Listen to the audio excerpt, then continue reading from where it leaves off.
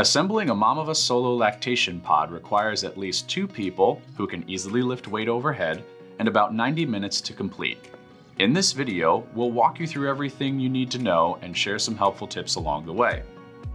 To assemble your Mamava Solo lactation pod, you'll need the following tools: a cordless drill with a No. 2 Phillips bit to be used for crate disassembly only, an adjustable wrench, up to 17 millimeters, a 2 to 6 foot step ladder, a flathead screwdriver, a No. 2 Phillips head screwdriver, the 5mm hex key that comes with your pod, and the 5/32 inch hex key that also comes with your pod. Hot tip: you may want to wear lightweight gloves. We do not recommend using power tools to assemble the pod, as these can damage the hardware. To begin the assembly process, you'll need to move the shipping crate as close as possible to the final pod location. Hot tip: depending on the size of your door opening, you may need to carry boxes to your installation site. Use a cordless drill with a No. 2 Phillips bit to remove the screws from the crate cross braces, then the end panels, and finally the side panels of the crate. Set aside the cross braces. Open box number 1. Inside, you'll find your assembly instructions, lock manual, lock key, hex keys, and hardware, as well as a damage claim form. Save the lock documents for future use. As you open boxes throughout the assembly process, inspect for damage that may have occurred during shipping. If you discover any damaged product, please use the damage claim form included with your pod's documentation. Set aside the packaging to be recycled. If you plan on disassembling and moving the pod in the future, we recommend you put all the packaging materials in storage. It's time to find the perfect place for your Solo lactation pod. Once assembled, the Solo pod will measure 4 feet wide, 4 feet deep, and 7 feet 4 inches tall. We recommend a few extra inches of ceiling clearance for the pod antenna and assembly process. The pod also requires one 15-amp, 120-volt electrical outlet. Once you've chosen the site for your Solo, unpack the base from box number 2. Remove the aluminum wire cover taped to the bottom of the base and set it aside for now. Protect the vinyl side of the base by setting it face down on leftover cardboard packaging. Remove caster wheels from box number 9. Use a 5mm hex key to fasten all 4 caster wheels to the bottom of the base with the M8x20 button head cap screws. You'll use 4 screws per wheel. Now turn the base over so that the vinyl side is facing up while removing the cardboard.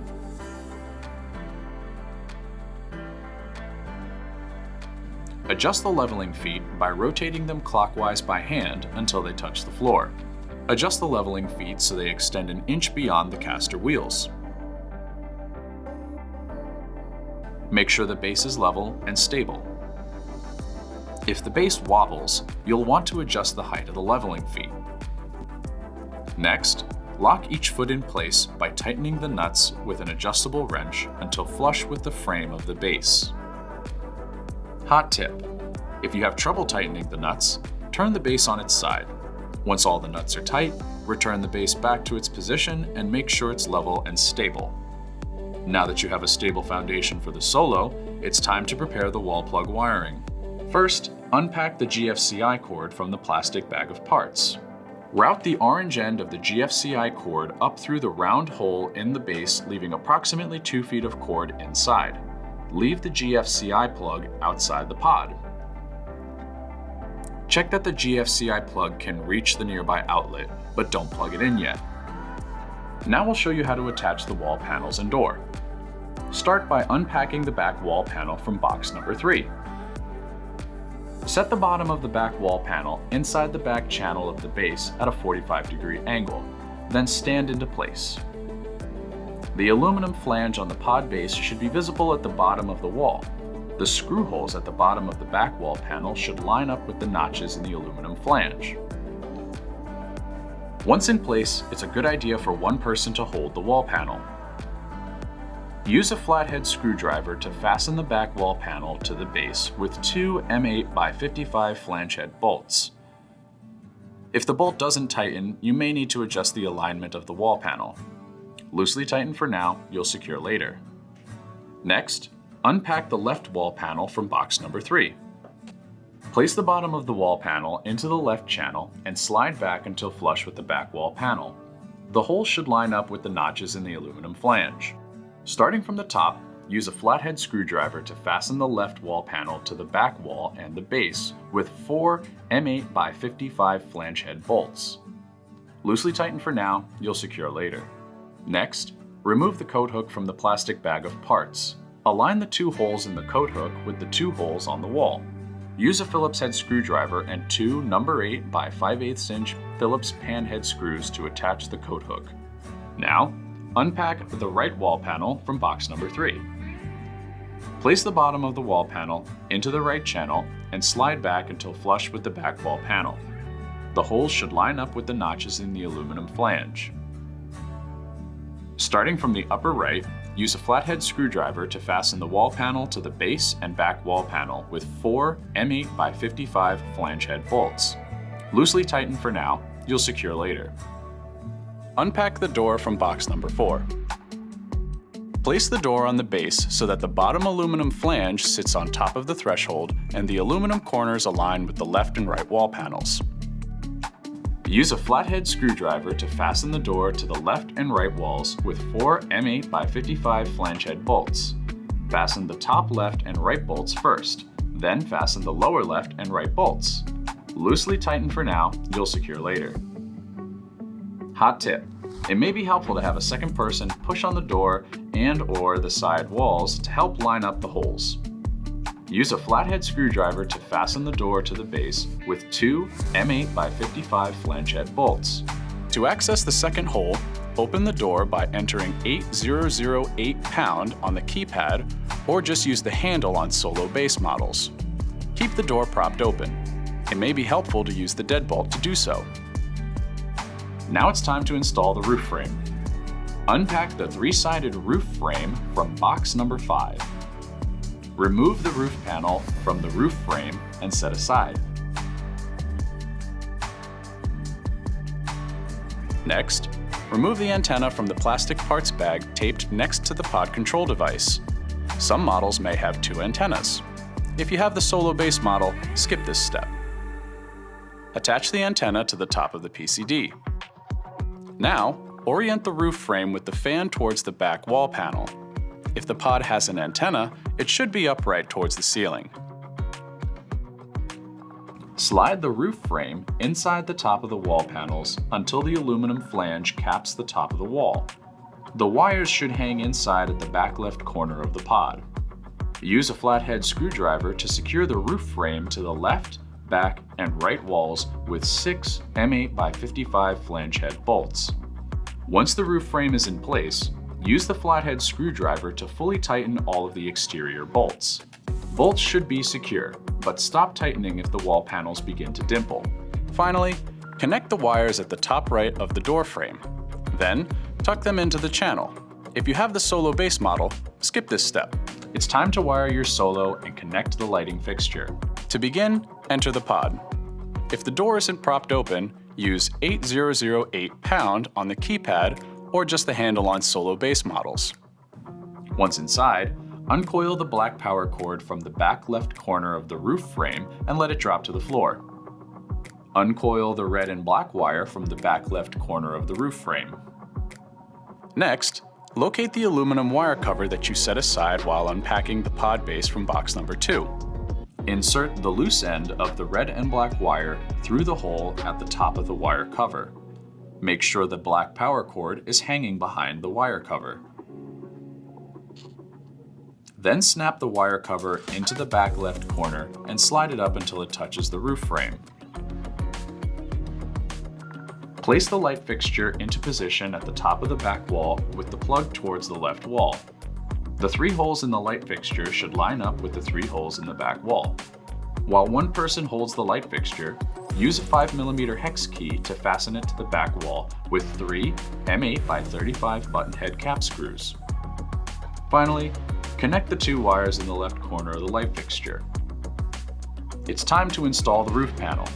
It's light colored, so be sure your hands are clean before you handle it. Lift the roof panel over the top of the pod, Guide the panel under the metal corner brackets and bolts, but on top of the small aluminum flange in the center of the roof frame. Unpack the seat parts from box number 6 and all the seat components from box number 8. Next, use a 5mm hex key to connect the left and right sides of the seat frame to the base with 4 M8x35 button head cap screws. Loosely tighten for now, you'll secure later. Then, snap the front of the seat frame into place with the blue edge facing down. Tighten the 4 M8x35 button head cap screws on the right and left sides of the seat frame.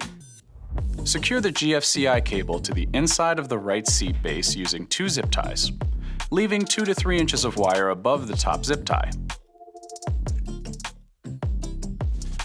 Place the seat back on its side. Use a Phillips head screwdriver and 2 1/4" by 2" Phillips pan head screws to fasten it to the seat base. Finally, position the assembled seat over the base frame, align the corners and plastic connectors, and press down firmly to snap it into place. Now it's time to install the shelf and laptop desk. First, unpack the shelf from box number 1 and remove the red zip tie from the coil of wires. Separate the shelf top from the frame by pulling up firmly. Next, align the shelf frame with the back wall panel. Make sure the black cord on the left is hanging loosely and not pinched behind the shelf frame. Starting with the outside holes, use a 5mm hex key to fasten the shelf frame to the back wall panel with 4 M8x35 button head cap screws. Connect the black wire that exits the wire cover into the power supply located on the back of the shelf fascia. Hold the shelf top above the shelf frame and connect the male orange plug extending from the side of the outlet box into the female orange plug on the end of the GFCI cord. Then insert the black male plug from the side of the outlet box into the power supply. Using the 2 zip ties from the product pack, secure the 2 black wires to the inside of the shelf. Align the plastic snaps on the shelf top with the shelf frame and press down firmly. Unpack the laptop desk from box number 8. Hold the laptop desk up flat against the wall. Use a 5mm hex key to attach the laptop desk to the right wall panel with 4 M8x20 button head cap screws. Now it's time to complete the assembly process and make sure your Solo lactation pod is fully functional. If you assembled the pod away from its final location, you'll need to move it to the desired spot. If moving using the caster wheels, loosen the nuts on the leveling feet with an adjustable wrench. Turn the leveling feet until they are off the floor and the caster wheels are engaged. Once the pod is in its final location, lower the leveling feet so that the caster wheels are no longer on the floor and tighten the nuts into place using an adjustable wrench. Next, insert the power plug on the exterior of the pod into the GFCI wall outlet and press the reset button on the plug. Test access with your keypad code by entering 8008 pound to unlock the door. If you have the Solo base model, skip this step. Step inside to activate the motion sensor and make sure the lights and fans turn on. The lights and fans will stay on for 30 minutes after sensing motion. Check that all outlets, including the USB port, work. Check that the deadbolt engages fully and easily. Finally, make sure the door latches but doesn't slam. Hot tip: to increase the door closure speed, close the door and insert a 5/32 inch hex key in the top of the hinge. Push down and rotate clockwise. To decrease the door closure speed, rotate counterclockwise. Congrats! You've successfully installed your Mamava Solo lactation pod.